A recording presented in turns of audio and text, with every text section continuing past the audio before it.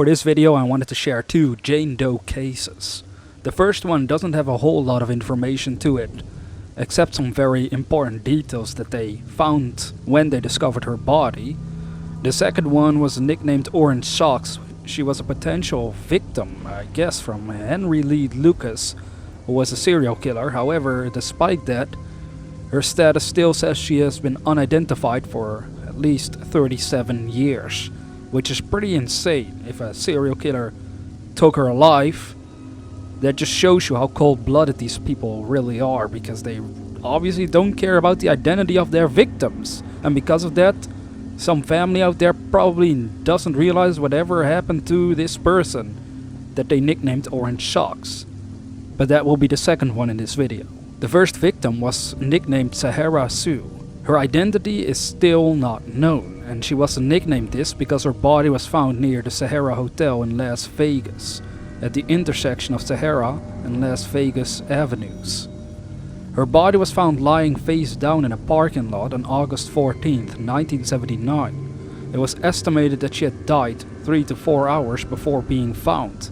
She had been stabbed several times in the abdomen. It was reported that a woman matching her description was seen with a white man prior to the discovery of the body. Now, she was a white woman with brown eyes and wavy light brown hair. She was 5 feet 6 inches tall and weighed around 100 to 105 pounds. Her age has been estimated to be between 15 and 30. She had no teeth and did wear at least one denture, as the maxillary piece was discovered in her mouth after the body was located. The nails on her feet and hands had been manicured and painted with red polish. She was wearing a shirt and hip-hugger jeans. Her shirt was blue and made of linen, with a tie near the waist area. Her shoes were not found, and it was evident that the killer had removed some of her clothing. On her right hand she had a ring made of white gold without any stone. She was wearing 2 pendant necklaces made of white gold. One pendant had a leaf design and a round turquoise stone. The other was made of plastic and was heart-shaped, with a rose design. She was not wearing earrings, and her ears had not been pierced. Fingerprints were taken from the body and entered into national databases, but no match was found. Her body was exhumed in 2003 to obtain DNA, but no match again was found. Through these forms of body identification, at least 7 missing people have been ruled out as possible identities. Pictures of her face have also been released to public websites, and multiple reconstructions of her face also exist.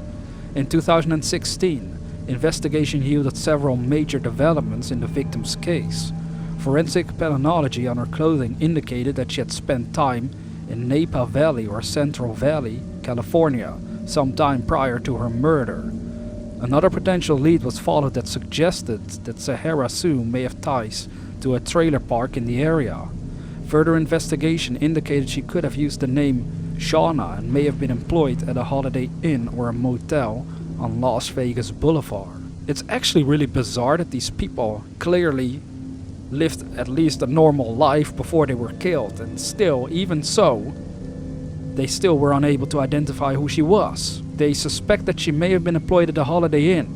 Well, if that really was the case, then surely someone out there must recognize these sketches, or at least kind of figure out who she would be, but I guess so far that hasn't been the case. So whoever she is, maybe one day they'll find out. But until that time, I guess she'll remain an unidentified victim. Now, the second one was nicknamed Orange Socks, and this was because when they found her body, she was pretty much naked but was wearing orange socks. Now, there is a picture of her corpse, but as I said in a previous video as well, I'm not going to be putting those in the video itself, so if you're curious about that, you can totally find that online if you Google it.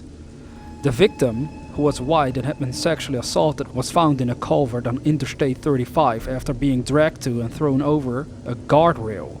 The cause of death was ruled as strangulation, as a large amount of bruising was visible on her neck. Other bruises were also visible due to the body being dropped from the overpass. The victim's legs were unshaven with a large number of insect bites. She had very long toenails. Her fingernails were painted and a hairline scar was observed beneath the chin. Despite these injuries, the victim had not broken a bone during her life. She had reportedly suffered from salpingitis due to previously contracting gonorrhea. She had 10-inch long brown hair with a reddish tint, hazel eyes, and her age ranged from 15 to 30 years. She was approximately 5 feet 8 inches to 5 feet 10 inches tall and weighed between 140 and 160 pounds. She had a well-maintained set of teeth, despite 2 of them missing, although they showed little sign of dental care, such as fillings or crowns. A silver ring was found on her hand, containing a mother-of-pearl stone. Her ears were pierced. Also at the scene, a towel, likely used in place of a sanitary napkin, was found along with the body, as if the victim was attempting to control her menstruation without having to spend money on tampons.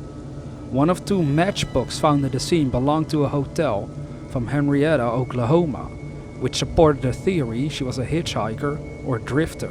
In 1982, serial killer Henry Lee Lucas confessed to her murder, although there was no physical evidence that he had been involved in the killing, sexual assault or disposing of the body.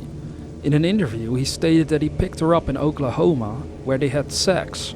After asking for sex again while he was driving, he claimed that Orange Socks said, "Not right now," and attempted to leave his car, at which point he killed her and raped her corpse.